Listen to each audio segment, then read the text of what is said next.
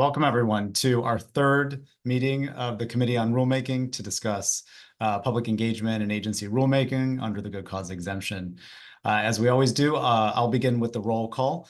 I'm going to call two rolls. The first roll is the names of committee members and their alternates. After each name is called, the person should say here so we can make sure their mics are working.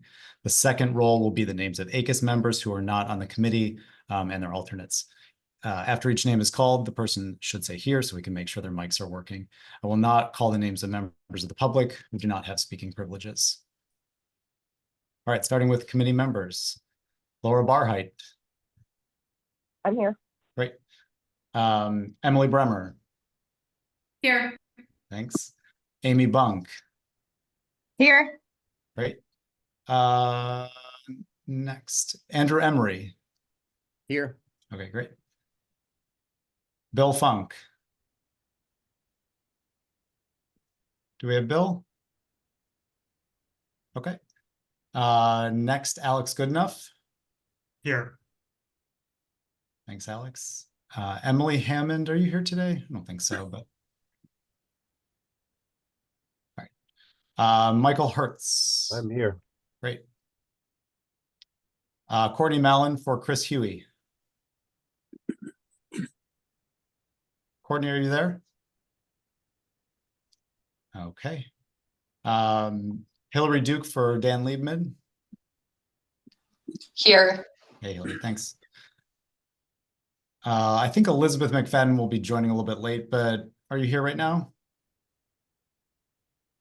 All right, next, Elena Ness. I mean, Sandra Miracle for Elena Ness. My apologies. I think that's the third time I've done it.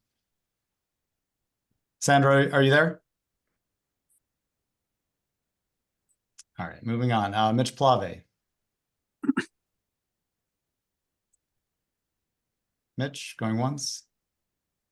All right, next, David Pritzker. I'm here. Hey, David.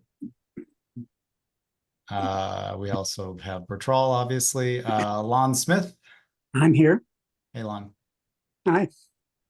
Jessica Stone. Jessica, are you there? All right. And for the first time, we have Tony Verona, thankfully. Here, thank you. And thanks for joining, Tony. Daniel Weiss. Here. Hey, Daniel. Miriam Vincent. Miriam, okay, got it. Thanks. Okay, for non-committee members, do we have Jeff Lubbers? Okay, Matt Weiner.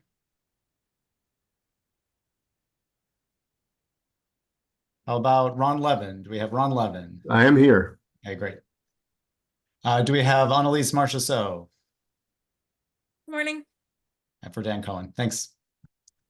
I think I saw Kirti Datla. I am here. Great, thanks. Let's see. Do we have Steph Tatham?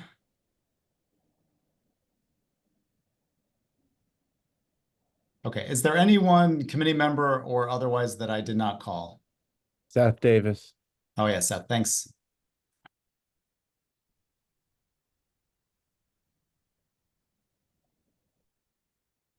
Anyone else that I didn't call? Well, you know what? I think I did this last time too. I know we have our DOJ representatives. I saw Bob Hinchman. Is there anybody else from DOJ? I don't know. Let me scroll through the list. That's okay. We've at least got you, so I have you on the record. Thanks so much. Well, thank you. All right. I'm going to turn it over to Bertrall to read the standard meeting ground rules. Thanks, Bertrall. Great, thanks, Ben. I'll start with the standard rules as Ben described or suggested. So please note that only ACUS members, including government members, public members, senior fellows, liaison representatives, and special counsels, whether or not on the committee, and their designated alternates have full speaking privileges. To avoid background noise, though, I'd ask that you keep your microphone on mute and either use Zoom's hand raise feature or add a comment in the chat feature if you'd like to speak.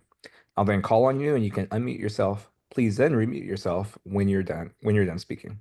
I also ask that ACUS members and their designated alternates use the webcam to facilitate conversation. With respect to attendees other than ACUS members and alternates, participation requires unanimous consent of the committee members. Time permitting, I'll consider calling on such attendees at appropriate points, and will presume that committee members consent absent that they're raising an objection. If any such participants would like to speak, please so indicate in the chat feature or by using Zoom's hand raise feature, and wait to speak until I call on you.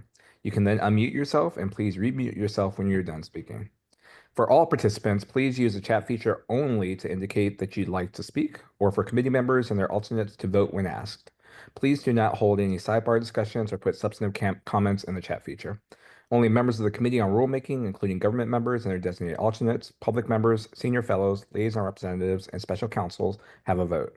Please do not vote unless you're a member of the committee, and we have a list of committee members in case you're unsure. Okay, so welcome back to the third Committee on Rulemaking meeting on public engagement and agency rulemaking under the good cause exemption. We will proceed with the discussion of the recommendations. There have been significant changes to the recommendation. I thank Ben, Jeremy, and other members of the ACUS staff for their work on the recommendations. And you'll see some of the changes that have been put redline. The changes that have been made are on recommendations that we have not discussed or will discuss today. So no, do not fear that we will not overlook or not engage the changes that were made. And the plan for today is to make it through the recommendations. I think it's generally better to do things right than to get things done. You'll be able to do things right and get things today. And then we'll probably likely have a fourth meeting that will discuss the preamble. So without further ado, let's kind of move to the recommendations, unless there's anything I'm missing, Ben, okay. All right, so we'll start with recommendation 2. I will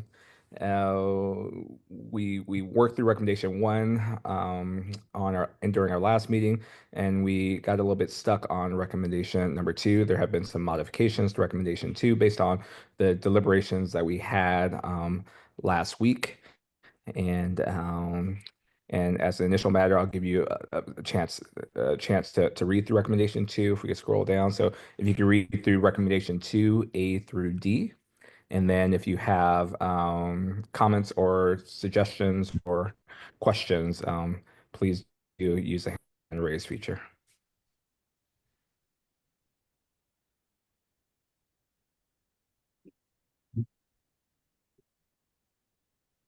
Oh, Ben, did you see that comment from Elena in this? Oh, you did. Okay.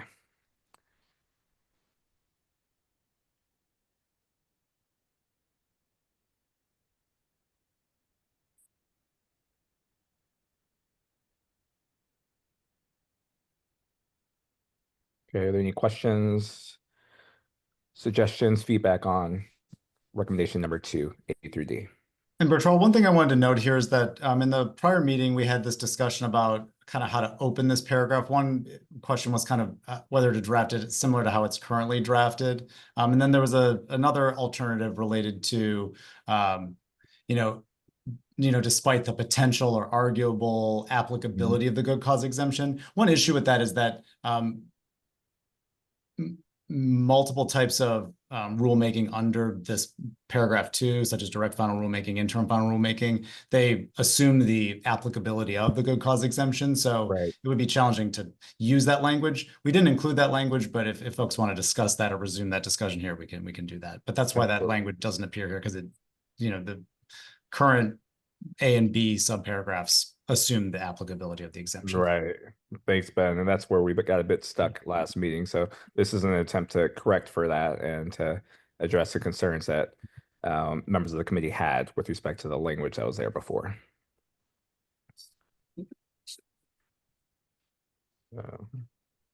Ron. So I'm not sure where could you scroll up a little bit? So I guess maybe what we want to say in this context is they're engaging in rules that may trigger the good cause exemption. And then that ties in with the theme that They aren't sure at the time when they are doing the consultation. I'm not sure where that fits in the phrasing.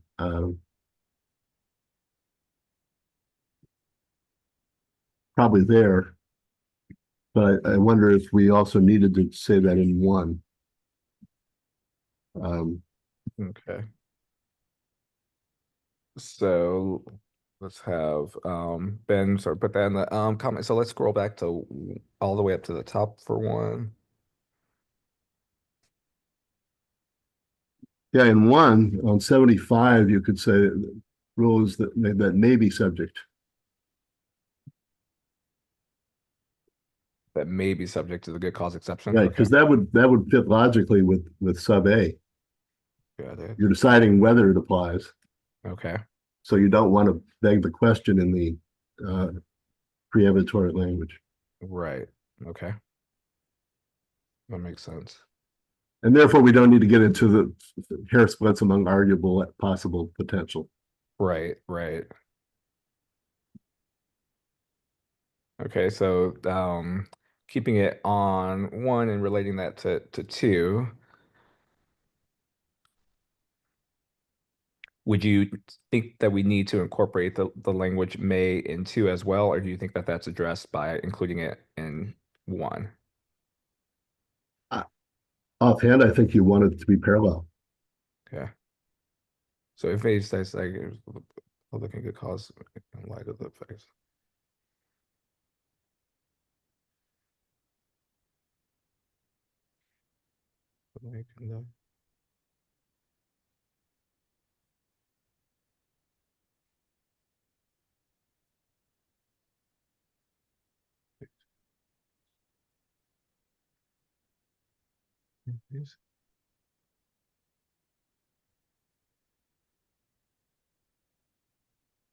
I think that's probably all you need. Okay. Okay.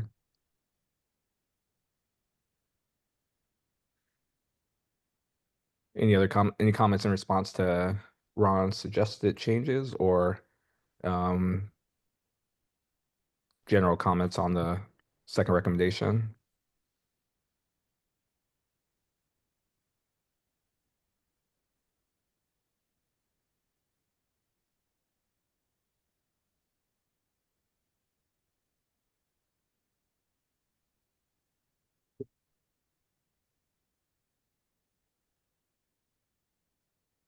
Sorry, I thought it was, yeah, is that reflecting, Ron, your comments? The one I was just making, yeah. Yeah, Yeah. the one on two, I just inserted the language that was similar from one. Parallel. Plus, it should be the Okay. same in both cases. Yep, I think it's the same. Okay. Great, thanks, Ben. Michael. Just a purely stylistic suggestion. I think agencies should consider using the following types of public engagement. Is a little clunky, and it might read better just to say agencies should consider pursuing. Pursuing. And Okay, then it just, got it.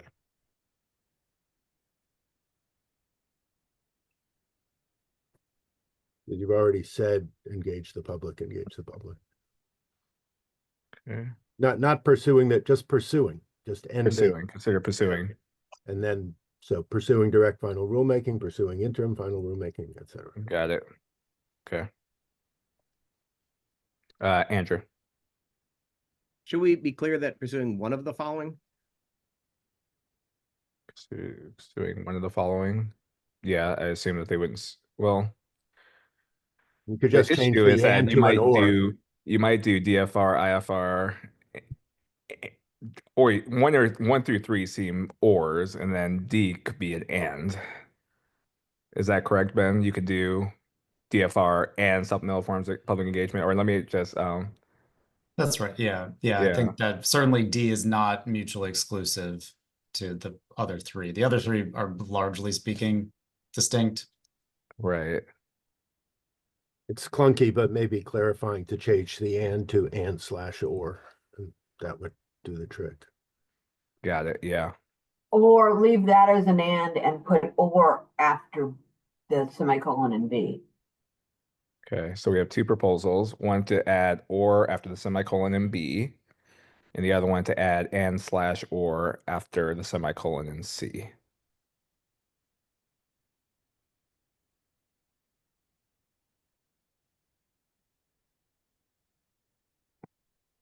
Michael, you suggested the and/or.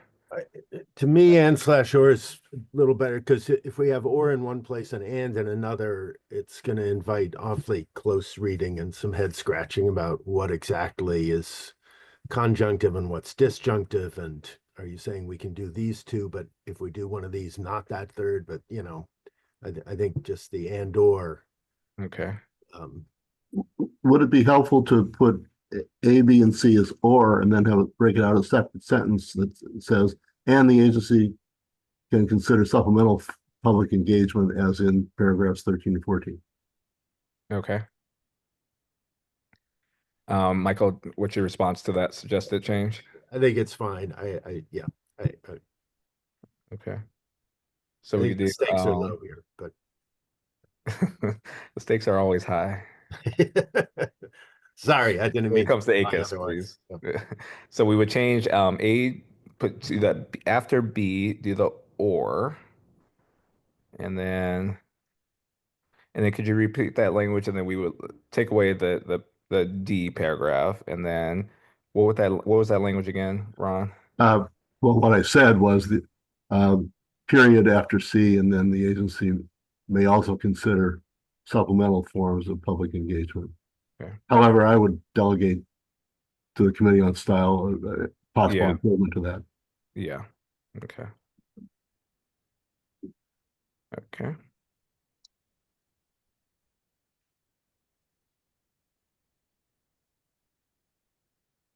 Other comments on paragraph 2? Or are there folks that, yeah, other comments on paragraph or recommendation 2? And Andrew, is that responsive to your concerns that you raised initially about the? Yeah, I think generally, yes. Okay. I think you still need some kind of fixing of punctuation in this. It's Okay. not clear. I mean, you got A, B, or C, Mhm. comma. The agency may also consider. Yeah, I think that's supposed to be a period, David, after D. Oh yeah, Yeah, Ben. and I wouldn't call E or D. Yeah, Let's no, I think start that a new unlettered sentence. absolutely. So yes, we will add a period after C, and then there will be no E, D, or E or anything. New sentence will start with the agency. There you go. Exactly. Yeah, I'll fix all this, but it's going to Yeah. be, so the idea is to have a separate, it's still under paragraph 2, but it's going to start with the agency may also consider exactly supplemental forms, and it should forms of- just be one sentence. Exactly. Okay. Exactly. Yeah, I'll do it. Yeah. Okay, and then D will go away in that situation. So, okay. Any other comments on 2?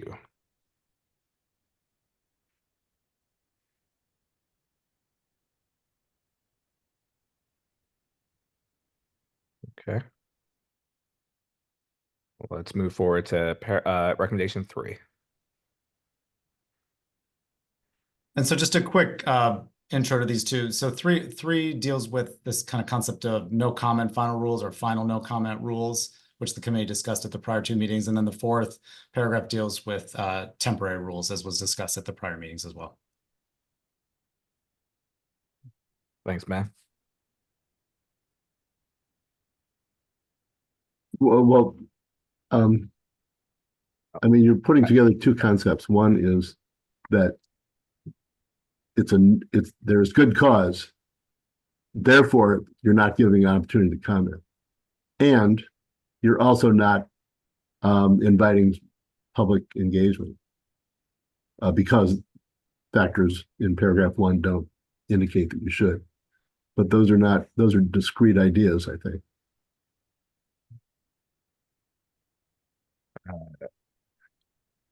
Okay.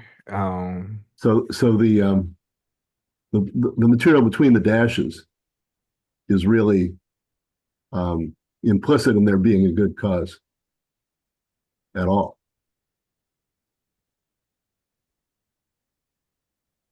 So, after the second dash, the concern is that it's still raising the question of whether good cause applies, whereas before that, it is assuming that good cause does apply.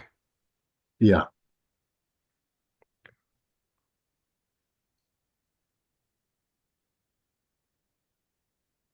Okay.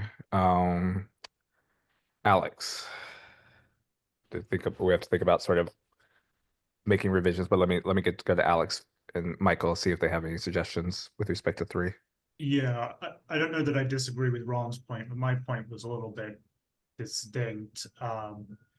Given that I think public engagement is a strong default option, I would suggest replacing not supported by in line 101 with not desirable based on factors in paragraph 1. Not desirable based on, okay. Okay.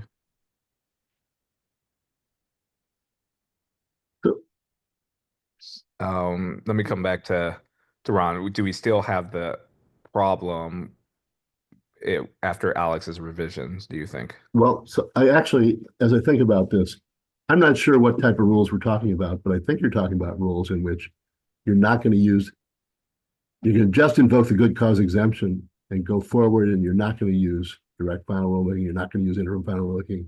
You're just going to say, we have good cause, we're done. Is that correct?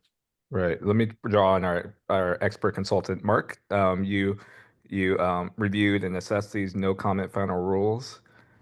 Do you have a response to Ron's question? I think it sounds fine to me. I don't, I guess I don't have any particular thoughts about how to proceed with this, but I'm okay with proposed change.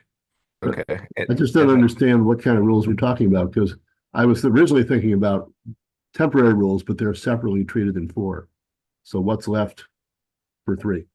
Yeah, I think some of the things that we discussed in the prior committee meetings related to, I think Annalise raised the example of a rule where there was basically the subject matter of the rule was like classified or otherwise not susceptible to public comment. So there was absolutely no reason to public comment. And I think maybe someone else raised an example of just, a rule that, where the agency is absolutely sure, like this is just a technical amendment for which like they're absolutely sure that they will receive no significant adverse comment.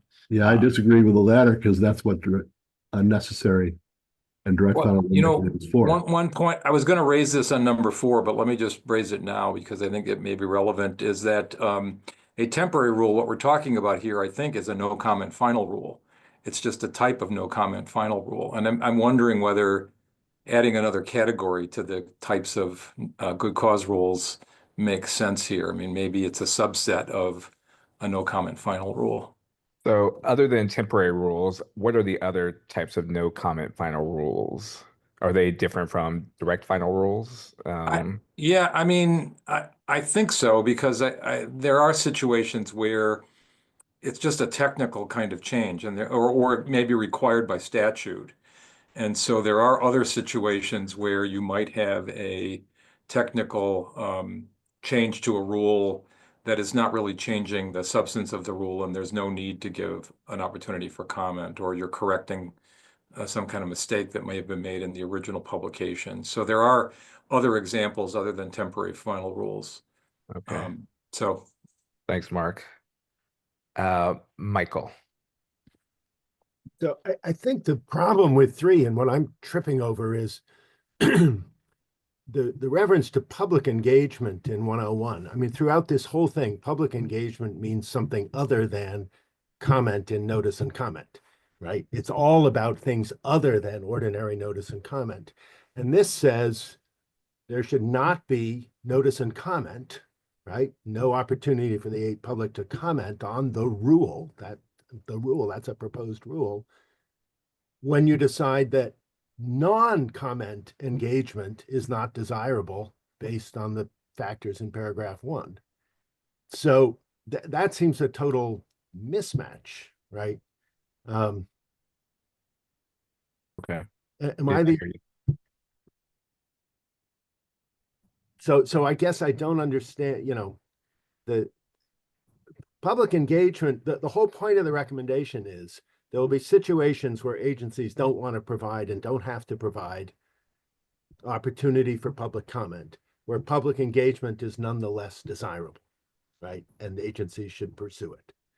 And this sentence treats public engagement as being, or implicitly treats public engagement as being comment in the notice and comment process. The last point, I'm kind of, I don't know if I see. So the public engagement, as you understand it, after the second dash is not referring to notice and comment, right? It's kind of Right. referring to alternative other forms of public engagement. Yeah. And the point with respect to no comment final rules is that there are rules in which, we shouldn't have notice and comment for, right? And then I guess after the dash, how are you understanding what after the dash is doing again, Michael? So I can just make sure I'm on board. I'm just saying, as I read this, it says you shouldn't provide notice and comment in situations where public engagement is not desirable. But those are two different things. Notice and comment is notice. And so, and I've got no quarrel with desirable as opposed to supported. That's right. Alex's suggestion seems totally sensible to me. But there's just a basic structural or problem with this sentence. Yeah. At least I find it very confusing because well, you're not alone. in other words, so I decide I'm an agency and I decide no public engagement is appropriate, right? And based on the factors in paragraph 1, that's, we're just not going to do anything. The answer that it's weird to say, therefore I won't go through notice and comment, right? Right. That's drawing too strong a conclusion. I mean, that's by definition, we're talking about not going through notice and comment. Okay. So what about, would you do something along the lines of agencies should issue good cause rules as no comment final rules, and then skip all that between the dash when agencies determine that public engagement is not desirable based on the factors in paragraph 1? Does that address there? Is still the confusion there? Shouldn't, won't there be some situations where you, the agency, part D, right? What is the supplemental form of public engagement? The agency has some listening sessions or requests for information, some preliminary stuff. And on the basis of that, right, it does the kind of public engagement that this recommendation is endorsing. And it concludes that this falls within the good cause exception. It has all it needs. It doesn't have the time, whatever. Right. It then on the base, in other words, so it may have engaged in the public engagement. It may have undertaken public engagement within the meaning of this, rather than that.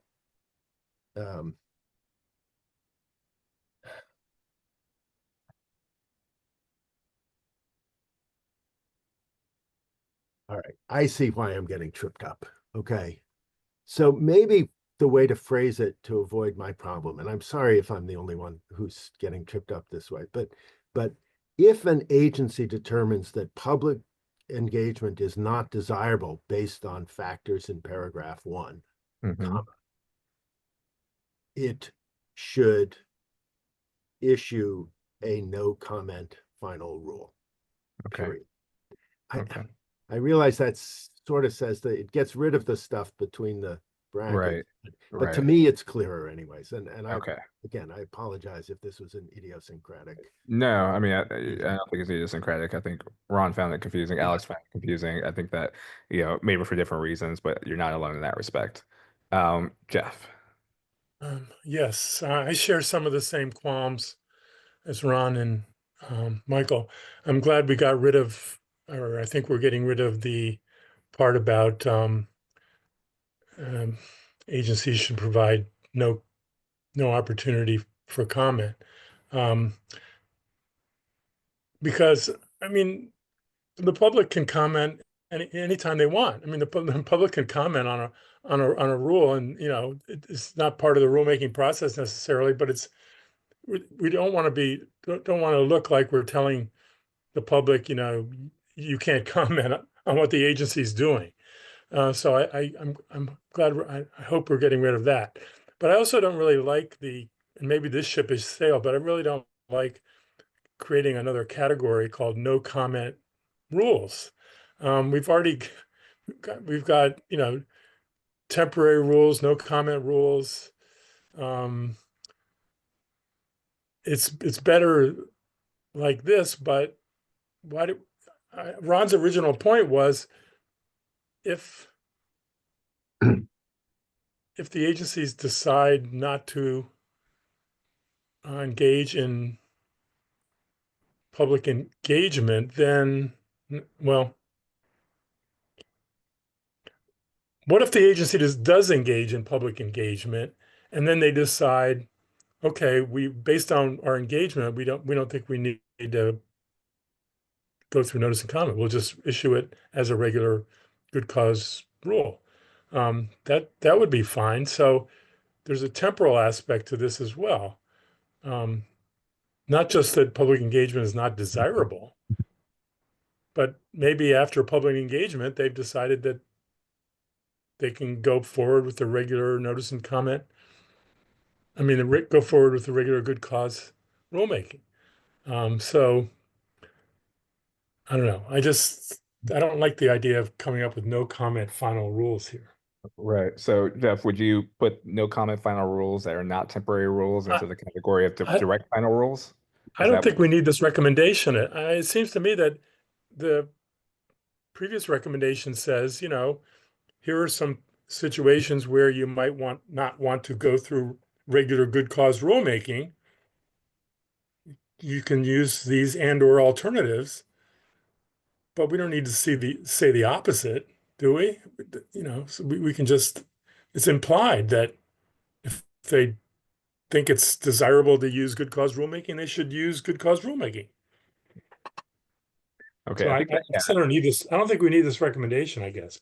Got it. I think the recommendations in response to the category of no comment final rules and wanting to say something about these, but I don't even like the category. I don't like the category. Yeah, since there's disagreement as to whether this thing is a thing. And so we have to kind of sort through that to decide what to do with recommendation 3, if we want to keep it or not, and in what form. Annalise.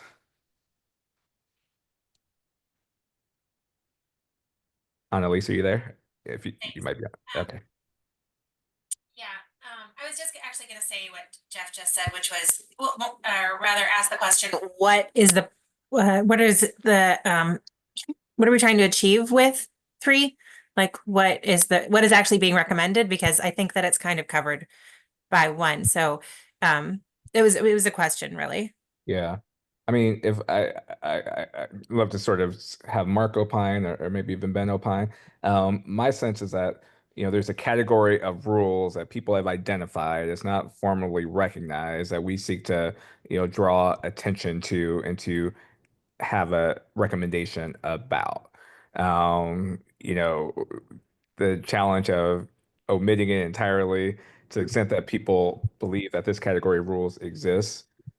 They may not necessarily see it as falling within the other recommendations to the extent that we do not mention it directly. I think that that's the goal here, but I sense there's disagreement as to whether there is this category of rules out there, or the question whether we should recognize this category rule, even if people think that they are out there.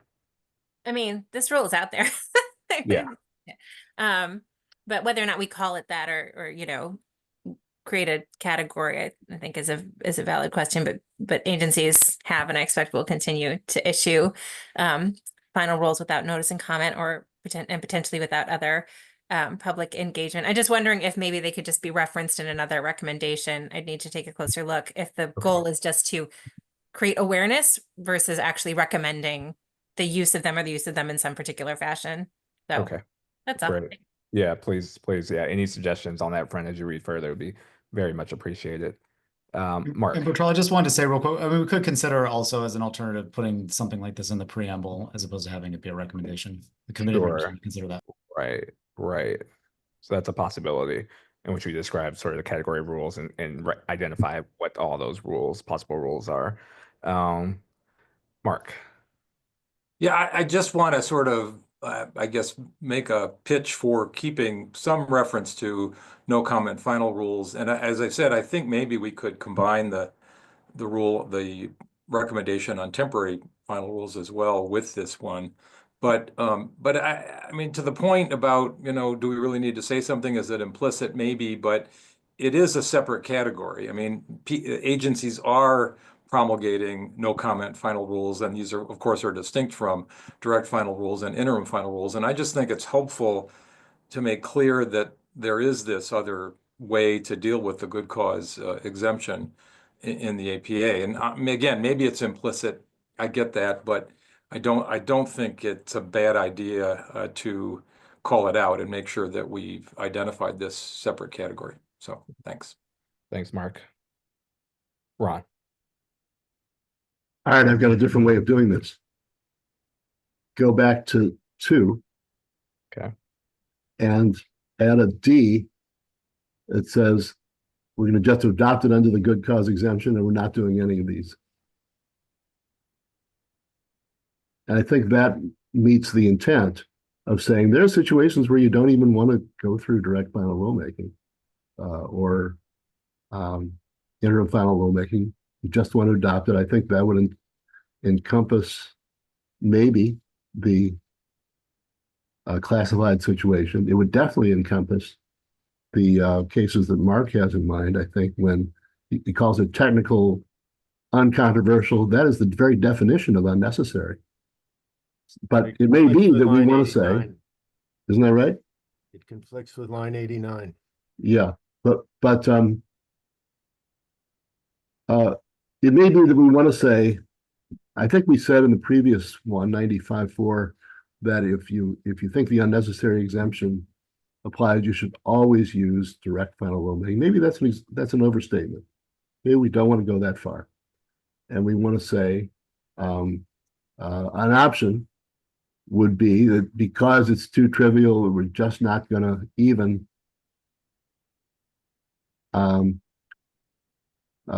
touch base with the public, or based on the public engagement, the informal consultation, we're not going to do any of these. That's a conceivable option. I generally think direct final rulemaking should be so easy, you should just do it, but maybe I'm a prisoner of my previous consultation experience, and so I'm biased that way. But either way, I don't think we need a separate category at all. Okay. It's simply a way of disposing of a rule that does fit within the exemptions. Either it's too minor, in which case it fits within the unnecessary exemption, or it may be classified. That's a good example of where it would be contrary to the public interest. Temporary rules, I'm not sure, but we could keep paragraph 4 anyway. But I think I tend to be with Jeff in saying inventing a new category is unhelpful, but in identifying an option of what you can do with things that fall within the familiar categories might be right. So for Ben to capture that language in D that you mentioned at the very beginning of your comments, what would D say then? Well, before you get there, Bertrand, I mean, yes, it's not going to work with the first line of number 2, line 89, because we're talking about decisions to engage with the public. And if we're talking about a no comment final rule, we've decided not to engage with the public. So I don't think you can put it into 2, at least with that with current language. You got it. Thanks. Well, then maybe it belongs in 1. If you're interested in that option at all, I think Mark has a point there. Yeah. Okay, so we're still on the question of, what to do with 3, we have suggestions of deleting, we have suggestions of trying to move and recognize it in 1 or 2. We have also a suggestion to recognize it in the preamble and not include it in the recommendation. I want to kind of get more of a sense of where people are. Mark, you had your hand up again. Is that for a new comment? No, okay. I'm okay, sorry. Okay, no worries, no worries. Daniel. I'm wondering why for 3 and 4, we're recommending something, saying agencies should engage in those types of no comment or no engagement rulemaking, when above we say agencies should consider.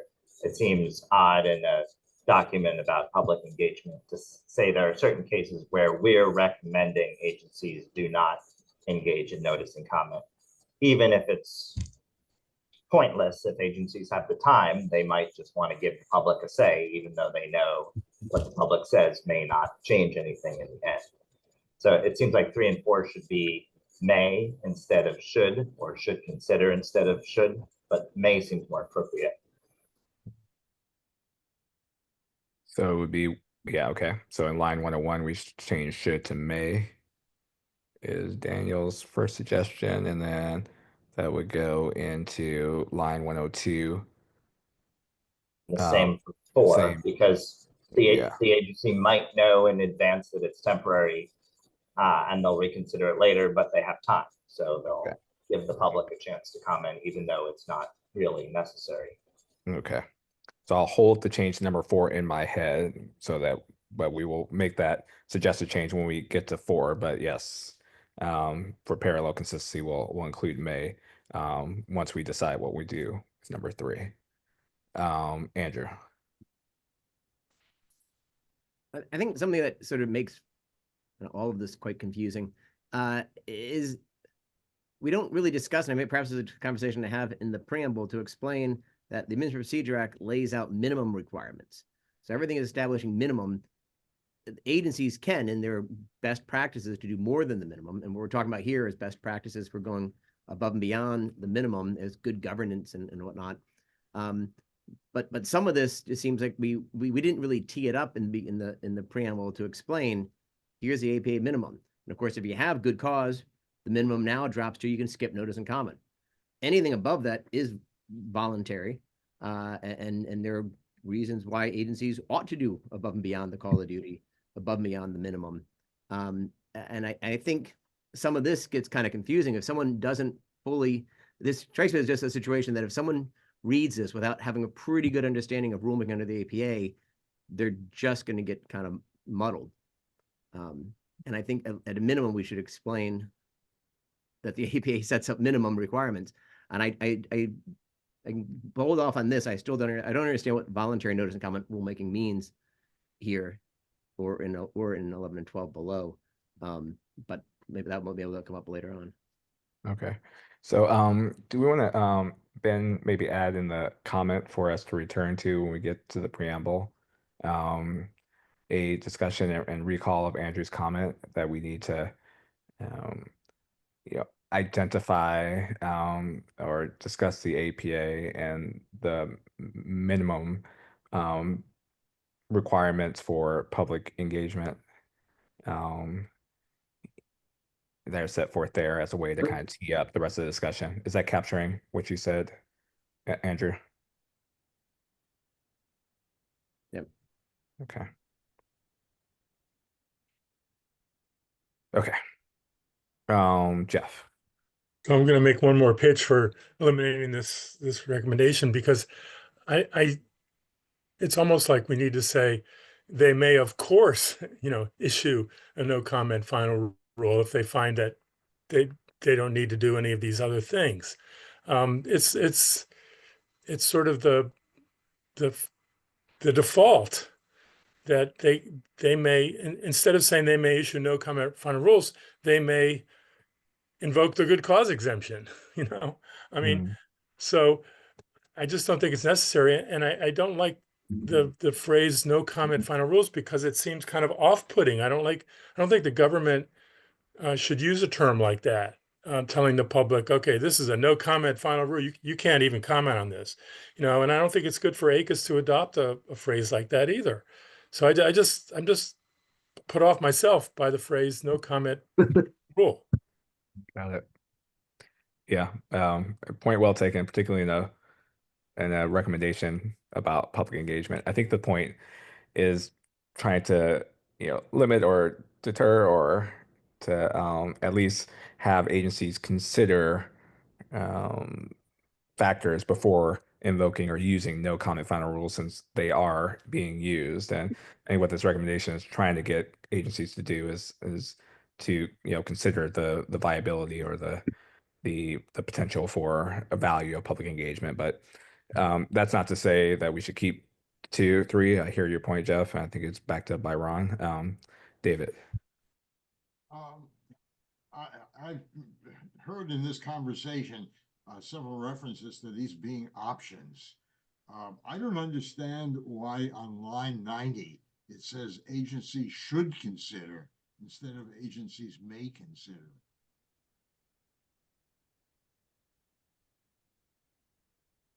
You do that in sentence at the end of 2.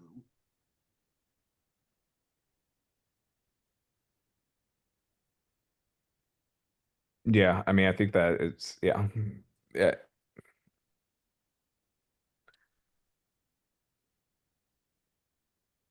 I think the design is to be a little bit more forceful than may, without to do more to encourage than may offers. But if we think that should be changed, we should make that change.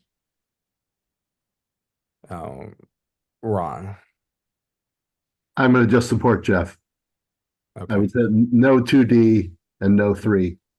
We said all along that agencies should voluntarily consider extra procedures they don't have to take if they determine certain things. Okay. Implicitly, that says they might not. But I guess I agree with Jeff. We don't need to hammer that home. Okay. Thanks, Ron. Michael.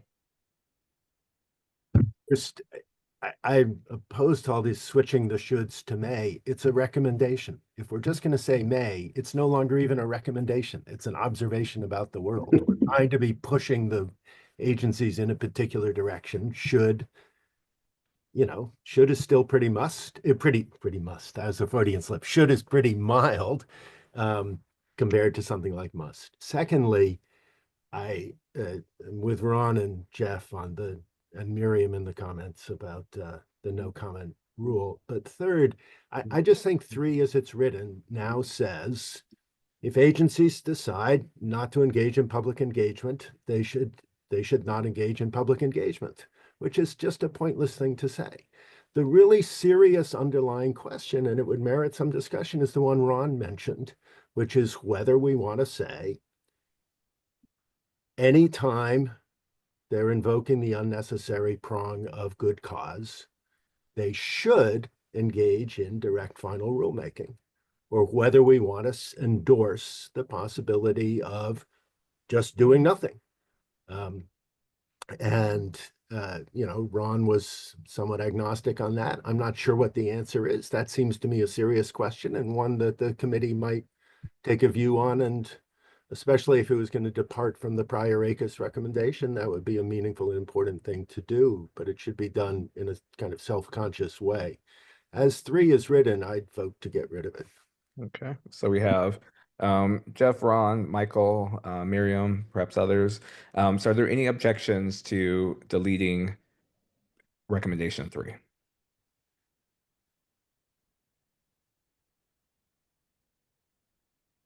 Okay, we will delete recommendation 3.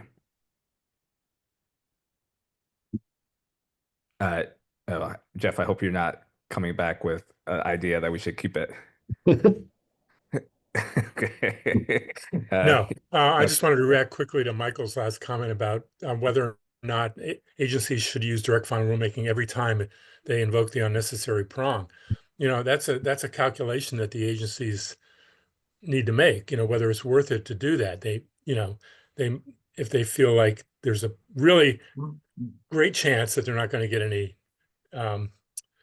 significant adverse comments, then they should do it. If they think that, well, we might get one, then they're going to have to start over, and then it would take more time. Or as EPA does, they might have to inoculate themselves by also issuing a proposal at the same time, which is costly because they have to pay money to the Federal Register to do that.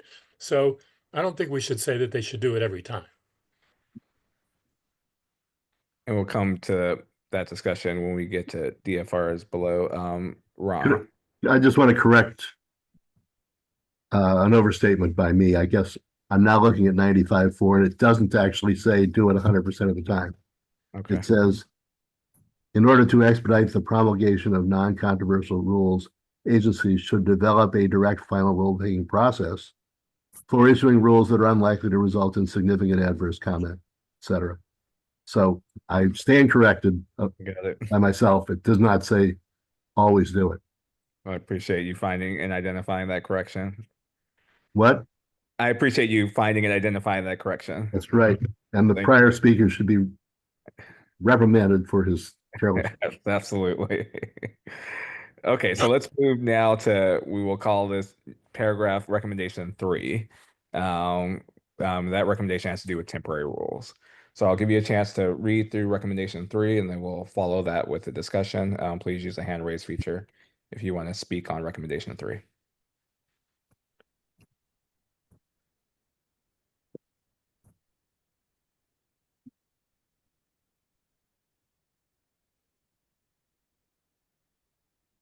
Okay, Ron. I just think in 101, you might want to change limited to very limited. I mean, we don't mean something that's going to be limited to a year or two. Right. So propose adding vary to before limited as a qualifier, or as a explanation. Mark. I just want to be clear that, this is a category of sort of a no comment final rule, right? And it kind of has to be, because you can't do this as a direct final rule. It would defeat the whole point.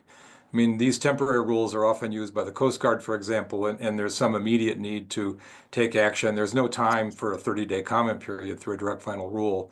So this is a separate category in that sense. And whether we call it out as a separate category or not, I don't feel strongly about, but I just wanted to point out that I don't think this could practically done through a direct final rule. No. Okay. And so that would suggest keeping 3 as a separate category of rules that we discuss. Alex. Mine was a nit, just in row or line 104. I would suggest changing at to by, so that it reads by a definite date in the future. Okay. By definite. Okay. Thanks, Alex. Elena. Okay, we'll see if my audio is working. I just wanted to suggest in A that rather than limited or very limited, we could say short. Will be short in duration. Okay. Yes, or something a little more like time specific, because I think that's what we're talking about. Certainly at the Coast Guard, where we do a lot of very short duration, 2 hours, 2 days, etc. Temporary rules, citing good cause, public safety, and the like. Got it. And Elena, would you short? You mentioned in the Coast Guard, you say very short. Should it be very short or just short? I don't really have a preference. I just think limited is a word that has a wide variety of meanings. Okay. And so a word that's a little more time oriented might be helpful. Right. Thank you. Also to recognize what Daniel said about 3 before, he has a suggestion that we change in line 99, the should to a may. So that's something we should also consider. So we could put like dash, next to should, maybe do a dash may, so we can decide as to whether we want to use may or should there. Jeff. I don't have any problem with the substance of this recommendation. It just the way it reads though is if somebody read it, they might just quickly stop and say agencies should issue good cause rules as temporary rules. Well, that's not the point. When A and B are present, they should issue good cause rules as temporary rules. I realize it's kind of clunky to do it that way, but maybe it could be solved by saying agencies should issue some good cause rules as temporary rules. Just so it doesn't give the impression to a quick reader that, Yeah. it's the same thing. Okay. So some good cause. Okay. Annalise. Yeah, I think that very short or very limited might be too narrow because DOT issues some temporary rules for 2 to 3 years. And so I think like, while there might be circumstances in which 2 hours or 2 days are appropriate, we have circumstances in which like a 2 hour, for example, flight prohibitions, which are over war-torn regions, like we can't do those by the hour, but we might be able to forecast within a couple of years what the circumstances might be. So I would recommend it just be short or limited versus very short or very limited. And then the other possible edit for consideration would be, instead of should or may, it could you could do should consider. Should consider issuing some good cause rules as temporary rules. Okay. Thanks. Thank you. Thanks, Annalise. Ron. You've got 2 years. Why do you not have notice and comment? These are the circumstances in which it's classified information that is the basis for the rulemaking, is one of the reasons. And also because they try to be responsive to the information on the ground, but they also don't want to be overly restrictive. So they do them at like kind of at the last minute as much as possible. And they're 2 years, but if there were new information, they would issue new temporary rules in the interim if something came up that required more immediate action. So what I was going to get to is, instead of using qualifiers like very, you may want to phrase it more functionally by saying that you're using good cause for rules that are intended to be temporary, where their duration is too short to make the notice and comment process practicable, or something like that. I didn't phrase it very well, but the idea would be, instead of just saying limited, you put it in terms of its purpose, which is to say we're skipping it if it would be meaningless because of the duration, whatever that is. Okay, so it'd be something along the lines, agency should consider issuing some good cause rules as temporary rules when too short.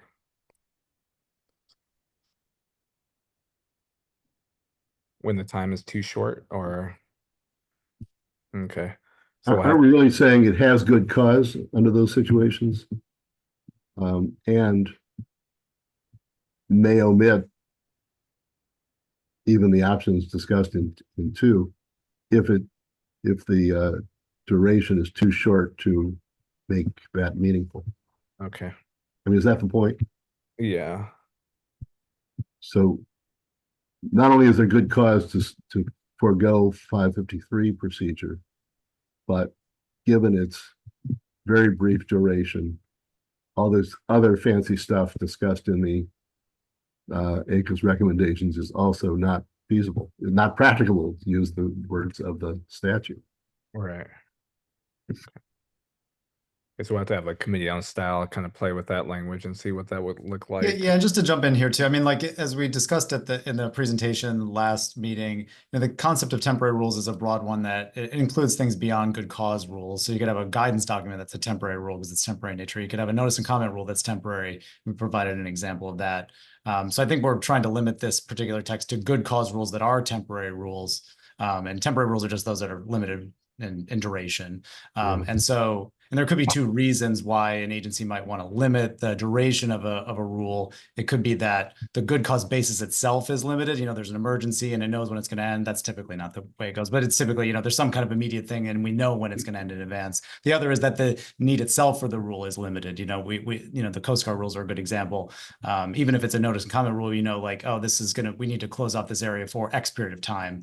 So just making that in the concept of it's beyond just whether the period is too short to make notice of comment meaningful. I think it's that the rule itself, either we don't have time, it's temporary because the good cause basis is limited, or because the need for the rule as a whole is limited. Thanks for that clarification, Ben, and additional explanation. Jeff. So I'm a little concerned now about creating this category of temporary rules, because it's not really a legal label, because calling something a temporary rule doesn't get you out of any other legal obligations, and certainly some temporary rules could be issued under the good cause exemption, and some couldn't. The IRS has a statutory authority to issue temporary rules, and maybe we should check with their IRS representative about this too. But I'm a little, isn't the point that maybe some temporary rules can be issued as under the good cause exemption here, rather than calling something a temporary rule? And it's just a descriptive term. It's not a legal term. So I don't know why we're creating it making it sound as if the agency is gaining something when they call it a temporary rule. So it's just a type of rule that may or may not qualify for the good cause exemption. And so we're trying to further describe a descriptive term, but not for any legal purpose, it seems to me. Mark, I know you're an expert consultant, and you wrote about temporary rules and engaged with agency officials on that. So I don't know if your comments responsive to Jeff directly, but I think it is, Bertrand. So let me weigh in here. So what we're talking about, I think, in 3 are temporary rules that do not go through any notice and comment process or any public engagement process. And so maybe one way to sort of express that is to, instead of using the phrase temporary rules, call them temporary final rules, which I think at least implies that we're not going to have notice and comment. I think Jeff makes a good point about the ambiguity of this, that you could have a temporary rule that went through notice and comment or not. But I think our intent in number 3 is to avoid a public process because of the nature, the short duration of the rule. Jeff, is that responsive, or do you have anything to say in response to that suggestion?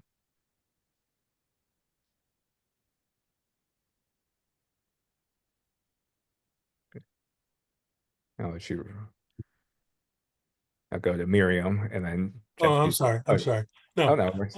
I guess I just wonder what we're telling the agencies to do here. We're saying that they should, if they have a rule that they might want to invoke the good cause exemption on, and while they're thinking about that, they should just think about doing it as a temporary rule.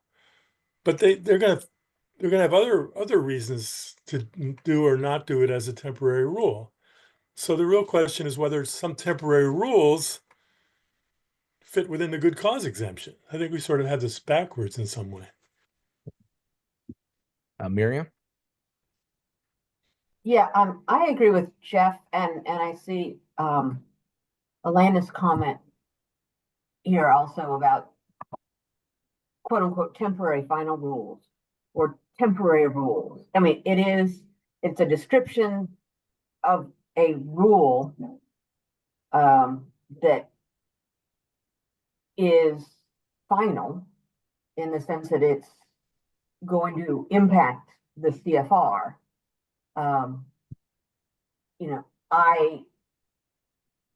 for the Office of the Federal Register,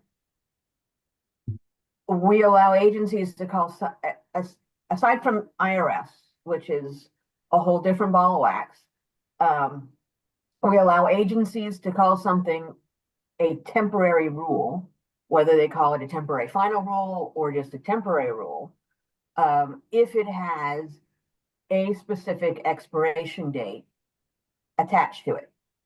If there's no expiration date, it's not a temporary rule.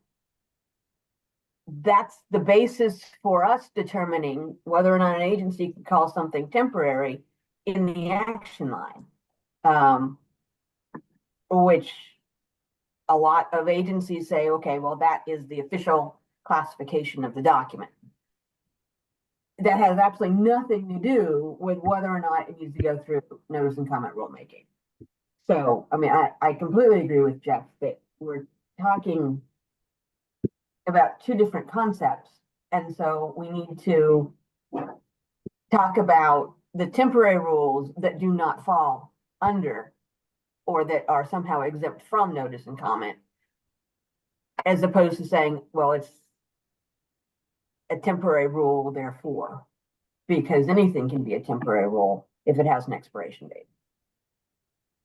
So with that, would a clarification come after the dash that's seeking to define what a temporary rule is? It could add that is rules that are effective for specific and limited periods of time that do not go through the notice and comment rulemaking process. With that additional language or something along those lines, add the clarification that would be important for folks here. Miriam? Yeah, I mean, I think it's essential that we narrow the scope of the temporary rules that we're talking about that are impacted. So we're talking about temporary rules that would not otherwise go through notice and comment rulemaking. Okay. So rules that are effective for specific and limited periods of time that would otherwise not go through the notice and comment rulemaking. Yes, I'll add that. I just want to know that this is like kind of a definitional clause here, which gets to the broader idea that temporary rules aren't necessarily good cause rules. Here we say agency should issue good cause rules as temporary rules. So it gets to this idea that they're, could be issued without notice and comment. But I can add it here. Okay. But just noting that we say good cause rules previously to get to this point. Got it. Well, maybe as a clarification and not to be duplicative, we could agencies should whatever issue rules as temporary rules, take out the good cause rules, and then just add that sort of language that Miriam suggested at the end as a way to avoid that duplicative concern. Yeah, could you give me that language one more time to it?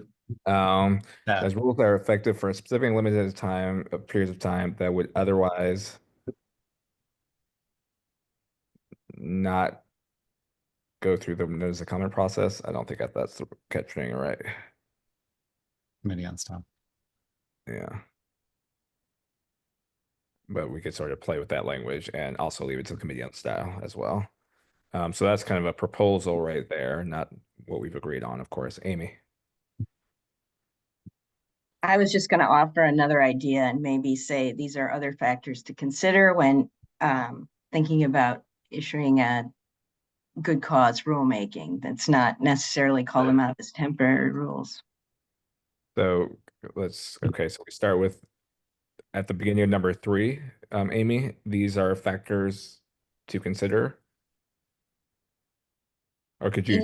Or I guess maybe somehow in number 2, where you talk about if agencies decide to engage with the public in good cause rulemaking, other factors to consider are whether or not it would be a short-term rule. Okay. And then, sorry, I'm scrolling down. And just say something about whether the rule would be limited in duration. Okay.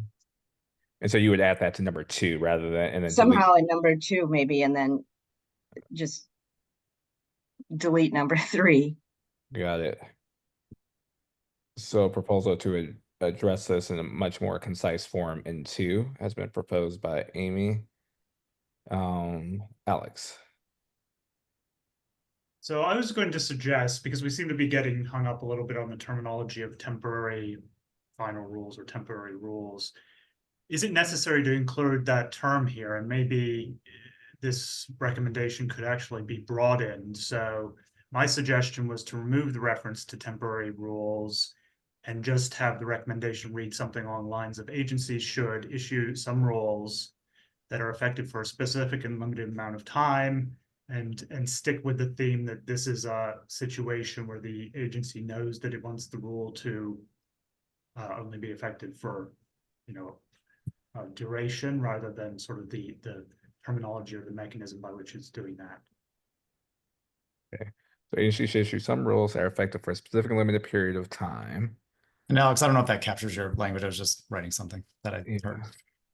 And then we would delete all that language and go straight to when the agency at the end, and then go through A, B. Would that be your suggestion, Alex? Yes, I think that's accurate, and we could add back in a reference to good cause if we want to, but yeah, Okay. that's just of it. Okay. Daniel.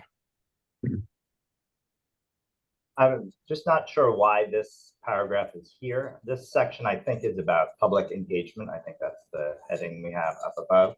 And this paragraph doesn't tell you anything about public engagement. It tells you interesting information about what a temporary rule is, but it doesn't really give you any information on how that relates to public engagement. So it seems more like background or a different type of rule you could do, but it's not really telling you, if you have a temporary rule, here's what sort of engagement you should do or shouldn't do. Okay. So the question is whether this paragraph should be here, whether it should be here somewhere else, whether it should be in the recommendation at all. But I think Daniel's primary point is whether it should be in this section on public engagement. Seth. So I agree with Daniel that it doesn't seem like a good fit, although I was going to put the point a little bit more aggressively. I'm not sure that we need the recommendation at all. Like when I go back up to the draft of the preamble, I read that we're identifying best practices for enhancing public engagement and good cause rulemaking. And as we've edited this, I've just been uncertain, and I'm even more uncertain now about how precisely this recommendation accomplishes that goal. There may be ways that we could rephrase it to make that point more clear, but as it's phrased right now, it seems to be, as exactly as Daniel said, about a different point. Thank you, Seth. So another suggestion to delete this paragraph. Ron. So I was glad to see the proposal to delete the definitional language in the preambulatory language of 3, because it pretty much is redundant to what A and B said. So I think Alex is right in taking that out, but to speak to the point that was just made, I think you would say here, issue some rules that are effective for a specific limited period of time without resorting to the procedures discussed in paragraphs 1 and 2 when the agency : A and B. Okay, so be in line 100 after time. And then without the procedures described in or above or in paragraphs 1 and 2, whichever fits. I'm not sure both fit, but that's a drafting issue. Yeah, okay. Okay, Amy, or Emily, I'm sorry. Yeah, so I think I also have just kind of lost the plot on what this recommendation is trying to achieve. Like, are we defining temporary rules? Are we encouraging agency, like telling them when they should issue in temporary rules? Are we giving them other recommendations for public engagement when they issue temporary rules? Like the more this sort of shifts, I just feel like we're meandering, and it's not at all clear to me what we're trying to achieve. And maybe there's something, and I just don't know what it is. Well, as I understand it, feel free to correct me, Ben or Mark, is that, again, it's part of trying to encourage a more limited use of temporary rules. So you can suggest that agencies rely on these different forms of good cause rules that have forms of public engagement, but if agencies simply just shift to just using temporary rules more frequently, then it very much undermines our goals of enhancing public engagement with respect to the when agencies use or invoke the good cause exemption. So I think that this is a design to almost kind of a discouragement by saying in only these limited circumstances. So should that we- makes sense to me, but I'm not getting that from this at all. Like, so what you just said, like you should only issue temporary rules in the following circumstances, like that makes more sense to me, but I'm not picking that up from the language. Okay, fair. Yeah, Got just it. the background, the original draft of this recommendation didn't include a section on temporary rules. And during discussion of the first two committee meetings, some members suggested that we address temporary rules that are good cause rules in this document. And so we added this language for consideration. Can I just add, I think Seth made a good point about trying to sort of focus on the whole point, the whole mission of this particular process. But I do think sometimes it's helpful just to lay out the distinctions, I guess, between the different types of rules. And to some extent, that's what this is doing. And I agree with the point that was just made about trying to make this sort of an exceptional situation that it is clear. Right, right. Okay, so we could think about sort of whether there's ways to reframe the language such that it is seen as, discouraging the frequent use of temporary rules, if that's what the committee is inclined to do. Alex. Yeah, so I was just going to respond to Seth and Emily, and I think build a little bit on what Bertrand was saying. My impression was that the purpose of this was to provide a mechanism whereby maybe concerns about the lack of pre-finalization or pre-adoption public engagement is reduced due to the limited time duration of the rule being in effect. And the sense that having a temporary rule that's time limited will sort of force the agency to take some positive action if it wants the rule to remain in effect for longer, which might include public engagement. So my general sense was that this was sort of providing an outlet for agencies to do something in accordance with good cause, but limit it temporally in a way that sort of reduces concerns about a lack of pre-adoption public comment. So perhaps clarifying that, I don't have language, unfortunately, at the tip of my tongue. I think that was my sense. Great. Thank you, Alex. Yeah, and Alex, I think that broad idea is reflected at least generally in 3B. I mean, it's getting to this idea that if the agency wants to, for example, voluntarily decide we're going to time limit this so that we can reconsider in the future, even if it's not legally required for us to do so, they could do that. But it's not, again, it's general, but I see your point. Yeah. And maybe Emily has some language in the comments that maybe gets at what Alex is suggesting and with which I agree, that could potentially get us closer to where we want to go. Elena. Okay, I have 2 points. First, I disagree with the idea that we should discourage the use of temporary rules. When they're appropriate, they should be used. If you have a temporary situation, you should use a temporary rule. And it just feels a little outside the scope of the topic of the report. But second, I want to suggest that maybe this recommendation could instead be used. What I think we're maybe trying to get at is some recommendations about the type of engagement you should use for a temporary rule, which is probably dependent on the duration. If you are a 2-hour temporary rule for fireworks that the Coast Guard is doing, there's not time or really a need to do anything. If you're a 2-year temporary rule, like I was hearing the DOT might do, well, there's more time and potentially more need to do some public engagement, especially if you didn't solicit public comments. So that I was thinking maybe that's more what we're trying to get at, as opposed to sort of providing guidance about when to use a temporary rule, which feels a little bit out of the scope. Okay. Jeremy. Yeah, I mean, I think there's definitely some questions being raised up over whether this is actually within the scope of the project. I guess it's arguable enough. I'll leave that to the committee. But one thing to throw out there is we don't have much of an evidentiary record here with respect to temporary rules. And there are lots of other broader questions with temporary rules that might make for, say, a good follow-on project. So, I mean, I think I said this last time, we can certainly take this under advisement as a strong candidate for a project in the near future that would look at temporary rules as a phenomenon more comprehensively. And maybe that would provide more evidence for a future recommendation.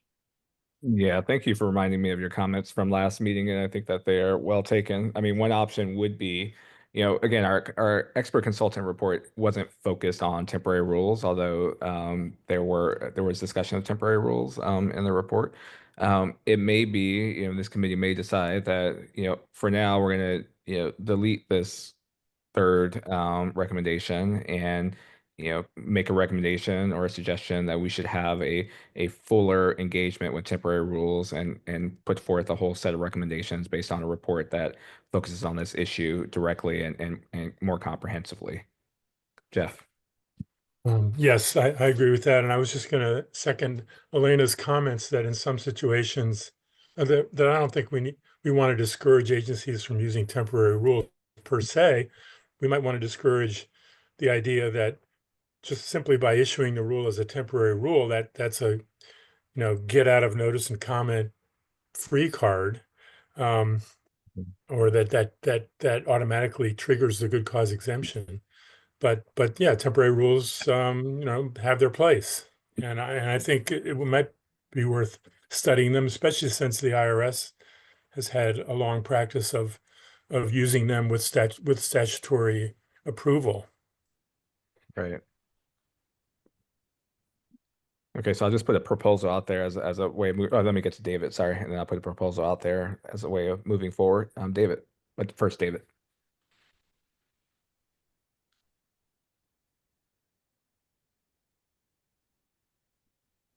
I can't hear you. But I was shot down before when I suggested replacing should with may. But what I see in 3 now is even worse. Agencies should issue some rules. How is an agency attorney going to know what that means? Issue some rules. Yeah. So Yeah, that was a remnant, if you're David. Keep any form of 3. I'd suggest getting rid of that locution. Yeah, for sure. That was a remnant of a prior suggestion that was relevant to language that ultimately fell out of this particular revision. It was some rules as good cause rules is what it said before, but I think you would take out some for sure in this iteration. That was my point. Thank you. Thank you, David. So I will sort of put the proposal, the more I don't know, the biggest proposal, I guess, would be to delete 3. Are there any objections to deleting 3 entirely?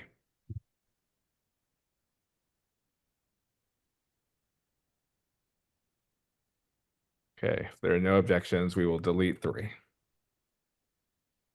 And we have a new 3 that we can also delete if we want to. But I'll give you a chance to read it before we decide to do that. And Bertrand, I'd recommend, you know, so there's one comment on, you know, something that the agency, or not the agency, sorry, the committee deleted at the first meeting, and then there was an additional paragraph that's kind of related to that we also kind of suggest deleting. I'm not sure if you want to just, given the time that we have left, move to direct final rulemaking or talk about that deletion now versus later. Okay. Let's, for purposes of time, move to direct final rulemaking, and then we could come back to that. Okay, so let's go with rule or recommendation 3. Yeah, and just to orient the committee too, I mean, I think you know, we have one comment from Michael Hertz that's more, you know, maybe stylistic in nature, or whether to include like a definition type language in paragraph 5. Ron Levin had some broader substantive suggestions related to his previous comment on kind of finality and considering comments, significant adverse comments on direct final rules. And then there's a variety of other comments, but I'm not sure what order the committee wants to consider that in, but those are kind of the three broad areas that are involved in this section. Right. And this might be an instance in which you might have to have the document that Ben sent to you open in a separate window so that you could scroll down to see the full comments that are made by Michael and Ron with respect to 3. Okay. Ron, you had your hand up and then went down. Yeah, if you want to go sequentially, I think Michael's would be first. Okay, so why don't we start with you, Michael? If you want to elaborate or say anything more on your comment. No, I mean, it was to eliminate some language, part of which has now been eliminated.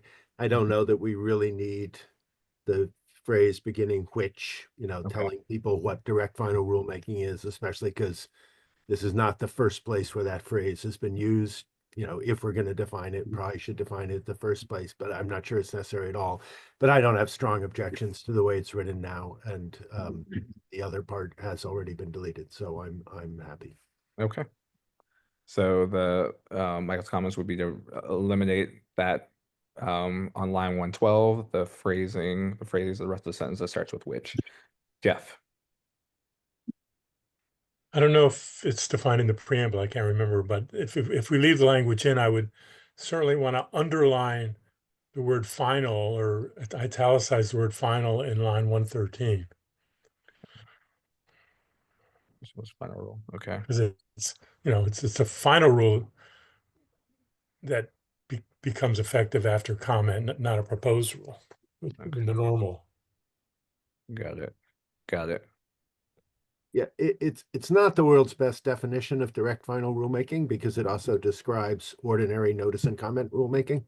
Right.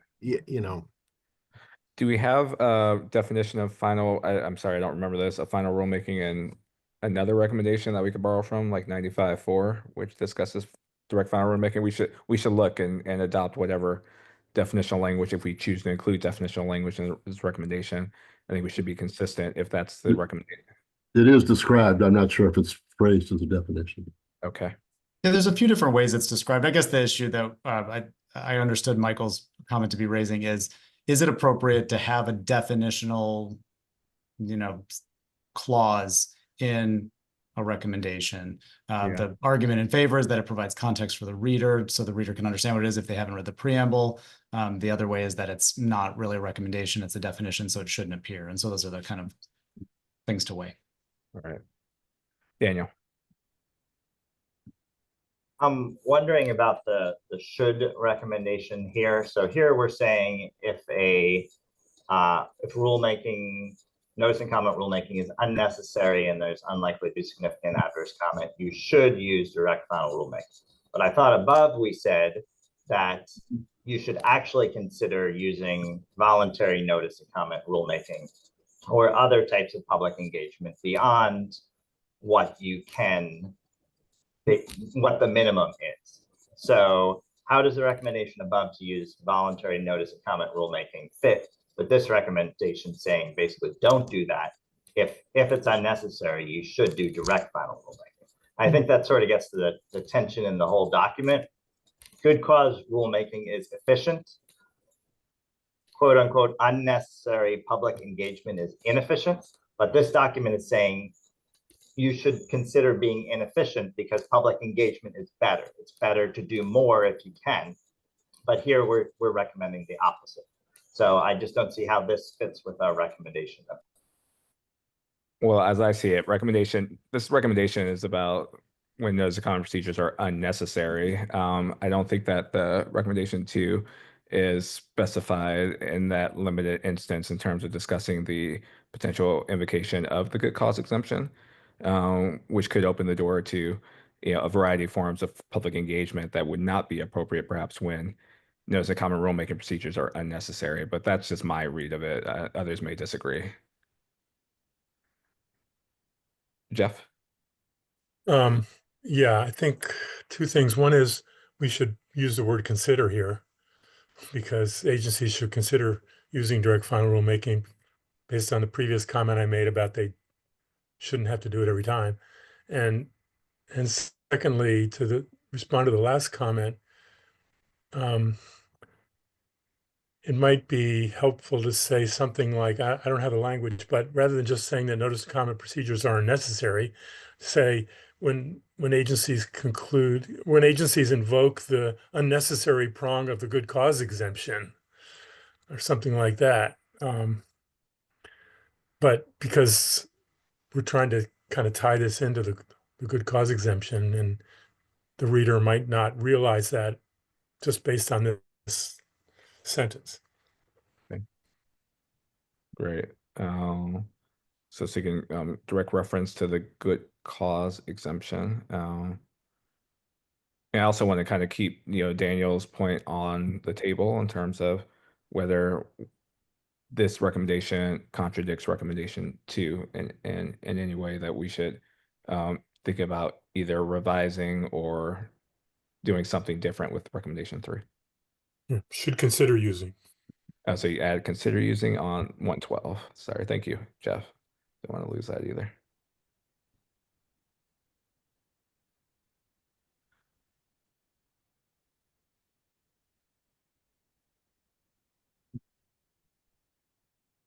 Other comments on 3? Ron. So I have some things coming on C, but I want to comment on A. I have 2. Are you talking? Are you moved to 4 already, Ron? Yeah. Okay, we're still on 3 still. Oh, I'm sorry. Oh yeah, we'll come to 4, and I'll call you for 4 for sure. Okay, But, sorry. No worries, no worries. Are there any other comments on 3? I'll just say I don't mind the definition here. There's no hard and fast rule that we can't have some definitional language in a recommendation. Okay. So, Michael, you're the person who is finds the definition. Yeah, as I said, I'm fine with the with including the definition here. But we might need a better definition. Right. I think it, and I don't think we should take the time to clean up the definition now. The definition, I think that the final emphasis, italicizing final helps a lot with this definition, as Jeff suggested, and so this can be fiddled with afterwards. In response to Daniel's concern, it may be that this needs some phrasing adjustments, but the overall structure makes sense to me as I understand it, which is the previous paragraph says, okay, you're in a situation when the agency decides it doesn't have to go through notice and comment. It should still consider engaging the public in some ways. And that paragraph is agnostic on what the ways are, because the only condition it's talking about is notice and comment is not required. And now these later sections say, okay, of those 4, here are the situations in which each of them is appropriate. And those are different situations. And here the opening language of paragraph C is saying, in this particular situation, that's when you ought to consider direct final rulemaking. And the later ones say, in these other situations, you should consider the other things that were on that initial list of 4. So to me, it's pretty coherent. Thanks for that, Michael. So right now we're going to keep the definitional with respect to 3. We will adjust the language of the definition, perhaps draw from language if we have other language and other recommendations, or make some modifications to that language, is where we stand right now. Ron. Yeah, I don't like the italics because in my view, it isn't final until there's been an opportunity for objection and the agency determines it did not receive any significant adverse comments. And until then, you shouldn't assume that it's final.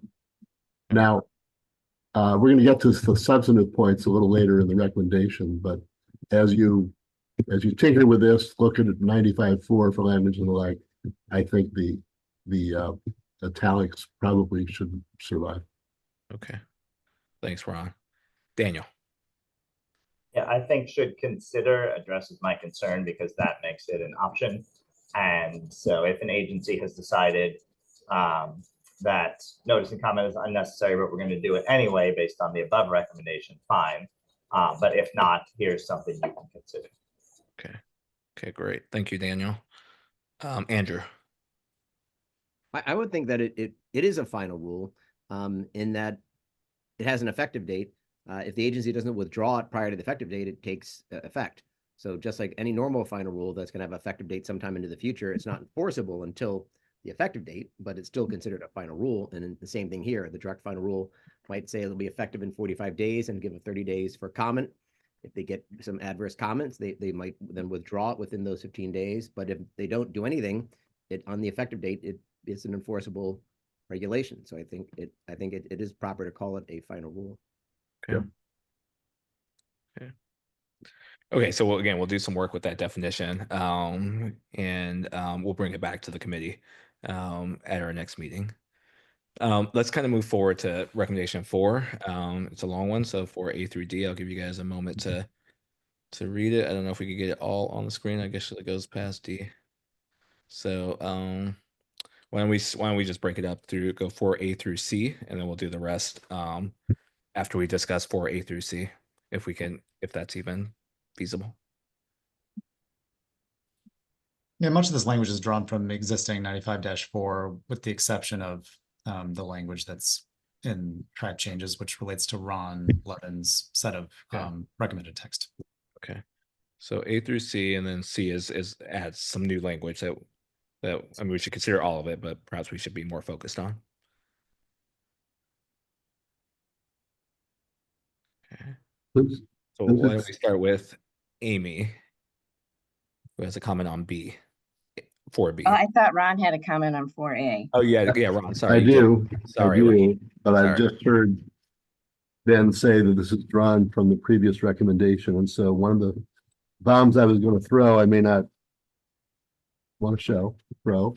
Okay. Yeah, I'll throw it out there anyway and then you can tell me whether it's going too far. But on 118, I had 2 thoughts, one of which is simple and the other less so. The first one is, it says the issues the agency has considered. I believe what that ought to mean is the merits issue, the reasons they're issuing the rule. It's not, that part of it doesn't speak to the good cause point. We simply say this is the language that is the counterpart of the statement of basis and purpose. Got it. Right. So I think that is just clarification. Right. The other point is very tiny change that would change explains why to explains that. Okay. Which is to say, I don't believe the administrative competent should tell an agency using direct final rulemaking that it should give any meaningful explanation for its use of that, other than it believes there'll be that it's uncontroversial and no one will object. Right. And I say that because in the first place, you're asking you to prove a negative. If you're taking an action, you explain the action. But if you say, I don't expect anyone will oppose it, it's pretty hard to explain why no one will oppose it. And why it's so trivial that no one would want to. You just have a feeling that's the case. Maybe, we've done rules like this in the past, they didn't get objections, but that's about as much as you can do. That's the first point. The second is, it's unnecessary because you're going to put it out there, and if anybody objects with a substantially adverse comment, the direct final rulemaking is defunct. That is the constraint on the agency. And so telling them, oh, you've got to give reasons here, I think that is unnecessary. And I think there's sort of a dogmatic assumption that anytime you tell them to do something, you should explain it. But I think you lose some of the moral force of that impulse if you do it in this context, where I think it's a very minor rule. You're making a judgment based on intuition, and there is an effective safeguard against overuse. So I won't say they shouldn't do it, but I don't think the administrative conference should admonish them. Right. But they should give an explanation. Okay. Thanks, Ron.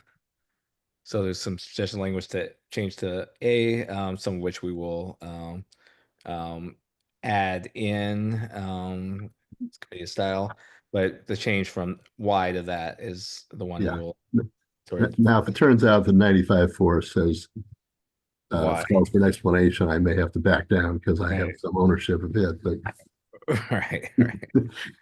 We evolve. We can all evolve though. Bill.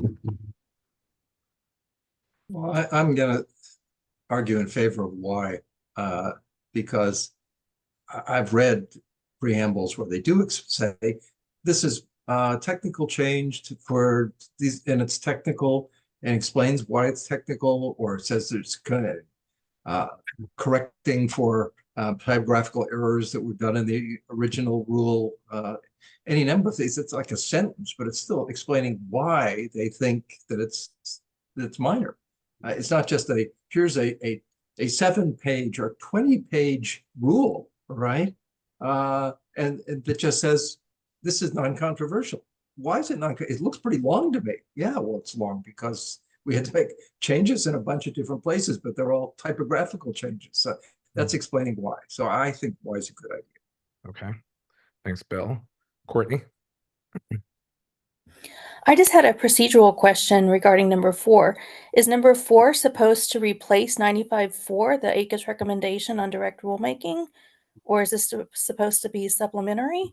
It's just a little confusing how this is going to fit in with that recommendation. Right. So 95.4 is 30 years ago, and I think that we see this recommendation as, in a sense, updating and making known ACUS's current views and recommendations with respect to direct final rulemaking. So I would kind of phrase it as more of an updated 2024 version of recommendations with respect to direct final rulemaking, which some of which will replicate. It won't replace or substitute, some of which ACUS continues to adhere to, but there are modifications that are also made to this recommendation that do not necessarily comport with 94.54. Yeah, no, we had talked about that at previous meetings. I just think we need to clarify that in this document because it's not going to be clear to people that are not in this meeting. Okay. Thanks, Courtney. Okay, so we'll have to sort of think about, what proper reference we should make to Preamble. in the preamble to 95.4. Okay. Alex. So I was also going to support retaining Y for reasons, I think, similar to Bill, but also to note that this comes awfully close to the agency explaining why it thinks that it can rely on the good cause exception under the unnecessary prong, and I wouldn't want to give the impression that an agency can just boldly assert that it's unnecessary without explaining why. So, Great. Yeah, just support retaining Y. Great. Thanks, Alex. Annalise.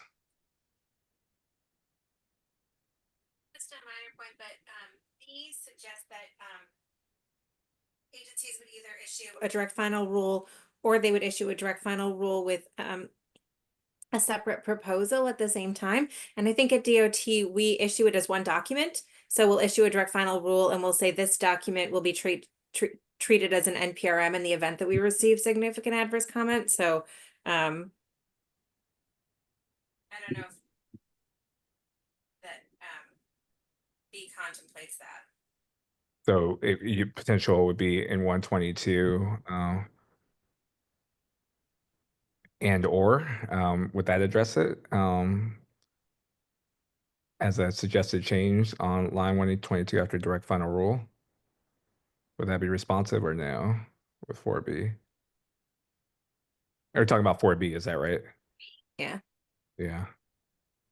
Yeah, so B deals with the solicitation of comments. We deal later with whether circumstances where an agency hasn't received or has received significant adverse comments. No, what I'm saying is that B suggests that agencies will either issue a direct final rule or they will issue a direct final rule with a separate NPRM at the same time. Oh, okay. DOT issues that as one document. We'll say this is a direct final rule, in the event we receive adverse comment, we will treat it as an NPRM.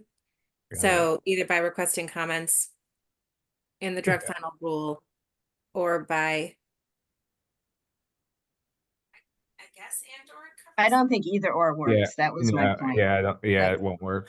But doesn't it just say it as it is? I'm missing the point. Either by requesting comments in the direct final rule, that's what DOT does, or by publishing a companion proposed rule. The two alternatives are set out there, and they include exactly what DOT does.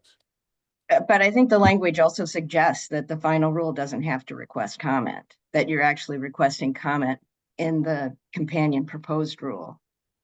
I think it can be read that way, and then you're telling the public that they need to go to two separate documents to issue comments.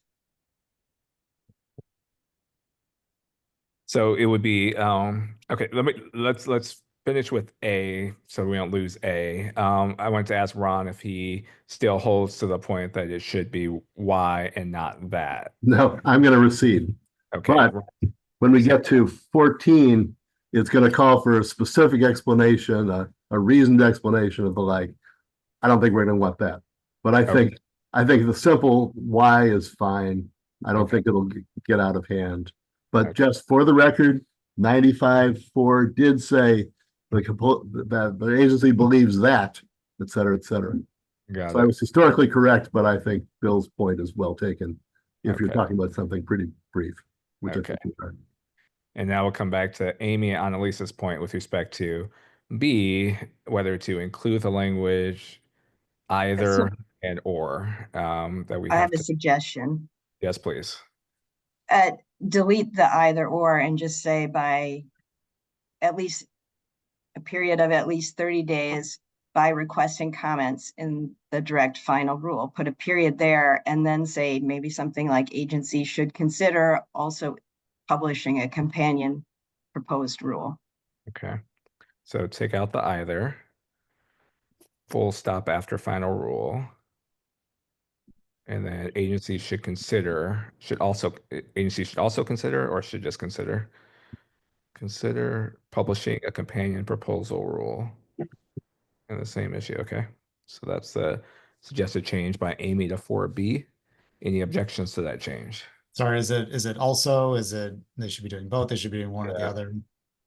What do you think, Amy? Should it be also? Should it say agency? Well, that's what EPA does, right? They publish the direct final rule and then they publish a companion. They also publish a companion. Okay. This is Lisa Bowman for EPA. Yes, they often do that. Maybe not in every case, but frequently.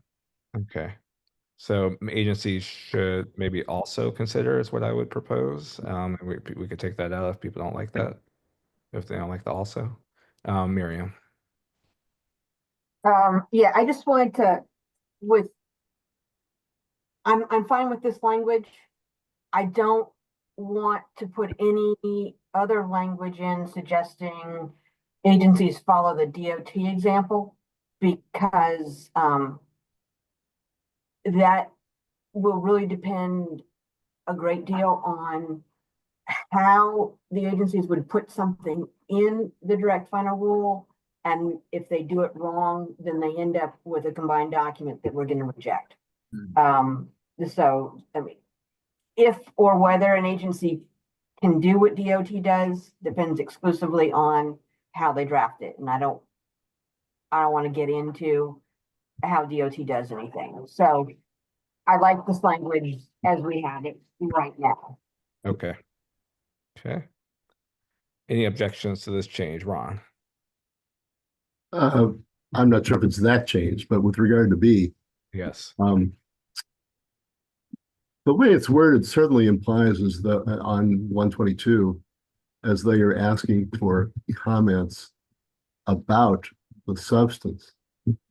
And that is completely a departure from what direct final rulemaking is about. What you're asking for is comments to the effect that we have a significant adverse comment and therefore you shouldn't go forward with it.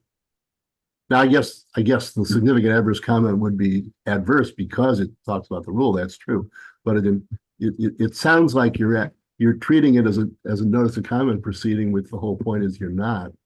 So I would clarify that the comments referenced here go to the question of whether someone has a significant adverse comment, and therefore it shouldn't be handled as a direct final rule.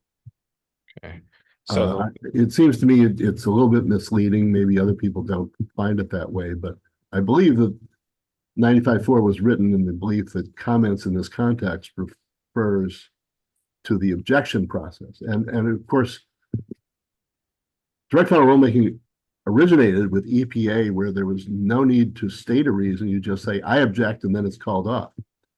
And then the committee at that time said, oh, we don't want to do that because you get bad faith objections and people just want to be obstructionist and the like, so you ought to have some reason. I think, and that is right.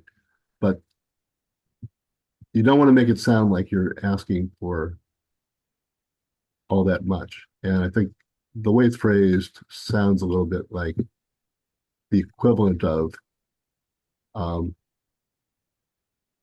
first stage of the notice of comment proceeding, which would be true in the companion context, but not in this context. So if we were to kind of make adjustments to it, would it be just simply adding the language significant adverse comment, or significant adverse before comment? And will we do that, if that's the change, will we do that in front of comment on both lines 121 and 122, or one or the other? I think what you would do is you say you're inviting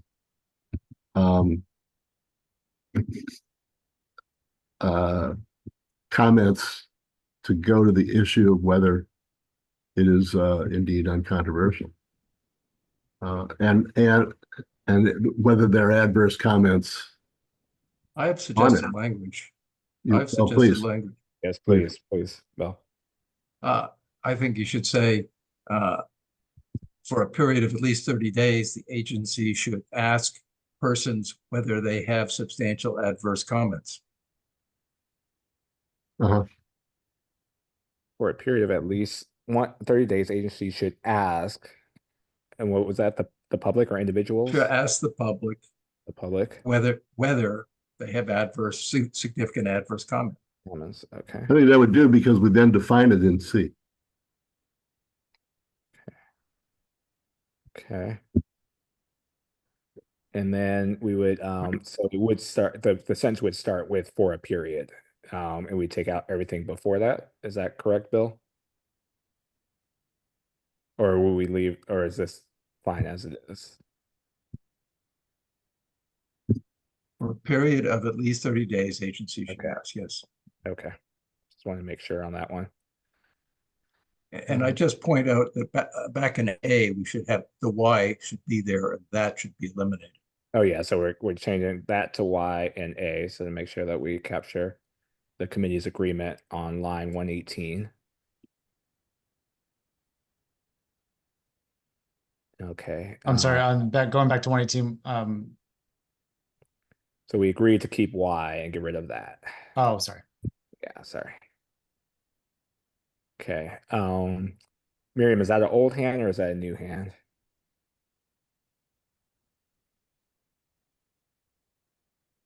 Okay. Jeff. I almost put my hand down. Maybe they should just ask the public whether they have adverse comments and let the agency decide later under C whether it's a significant adverse comment. Okay. So it would be to get rid of significant and just have it as adverse comment. Bill, you proposed this change initially. Would that be, and Ron, who's also proposed the change, would that be okay? I'm okay with anything gets us moving forward. Okay. Let's do it. All right. I like that attitude. Okay. Andrew.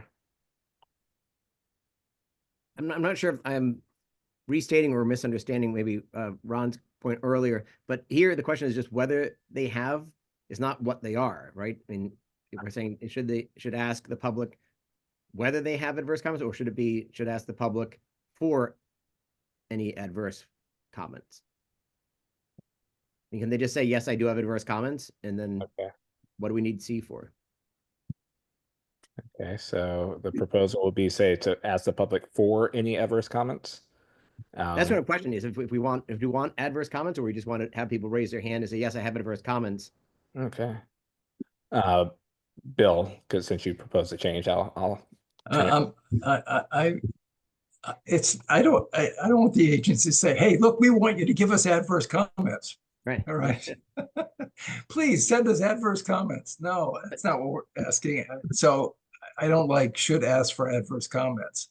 Okay. But if it's just whether, then it's yes, I do. Is that good enough? I have a ton of adverse comments. They're back in another room, but We're slowly working our way back to the original language. Yeah. So, I mean, you could ask, I mean, it could be whether they have any adverse comments. And then you have to, the next part is by requesting comments in the final rule. So it seems like they would have to, submit something, I think, at that point, rather than just raising their hands. Is that right? Is that the right reading of it, or?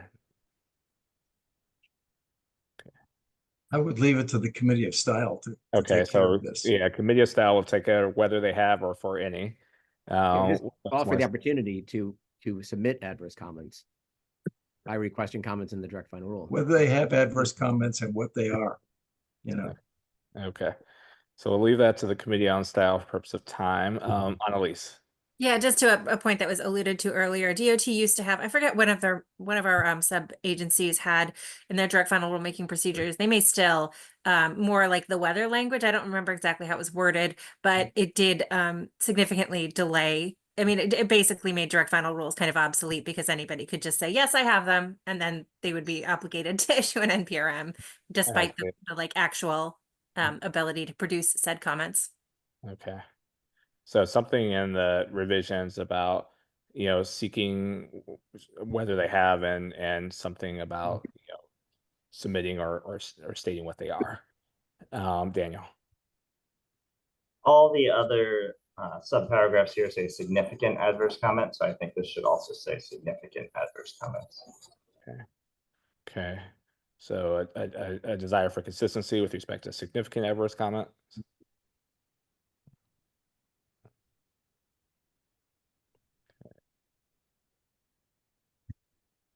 Any other questions, suggestions about B, Ron?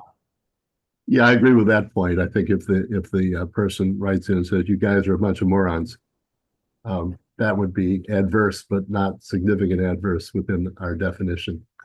Sure. And I agree we should use the same term in both of those paragraphs. Okay. So I go along with that. Now, with regard to companion proposed rules, there's something about it that's always troubled me, and I don't know whether it's been a problem in practice. But it seems to me that if you issue the two at the same time, you are inviting a potential prisoner's dilemma, because I might have some comments on this rule which aren't, the agency thinks it's going to go forward with none, but I want to be heard if that isn't going to be the case. Now, the folks on the other side of my issue, they might file comments, in which case I'd better file comments too. And the upshot would be that they each file comments because of the fear the other one will, and you wind up with a notice of comment proceeding that didn't have to exist at all if they were in communication with each other. Now, I don't know if that's ever been a problem in practice, but what I would do, if this committee thinks that maybe it is, would be to say that if you get if you get comments that trigger the companion provision, the agency should give an extension of time beyond the original deadline for people to reply. Because then I think you eliminate the prisoner's dilemma. You can sit back and say, I have some comments I would file if this was going to be controversial, but the agency says they don't think it will be, so I'm just going to hold back. And in the unlikely event that someone does file on the other side, then I want a chance to respond. So I think I've always believed in principle that is correct, but I know that agencies don't do it that way, and they seem to get away with it. So I'm not sure how much I want to press that. Right. So I know that we have hard stops at noon for many of us, many of you, and if Ron, if you don't mind, because I don't think we can sort of really clarify that in the 0 minutes that we have, but if you could, if you have the time to submit a comment before the next meeting on the point you just raised, so that we could Fine, discuss I'll it, do that. that'd be great. I'll do that. Sorry, it is noon. I've kept you, it's 12:01. In fact, I've kept you beyond. We will move on to the next meeting and see how far we get to. Thank you all for your engagement and feedback on the recommendations. And we will proceed from where we left off at our next meeting, which I believe will be on Monday, November 4th, at 10 a.m. Is that correct, Ben? Yes, Okay. that's correct. So he'll send out, or if he hasn't already sent out, the Zoom link and the calendar invite for that as well. I will see you all next time. Thanks, everyone. Thank you, guys.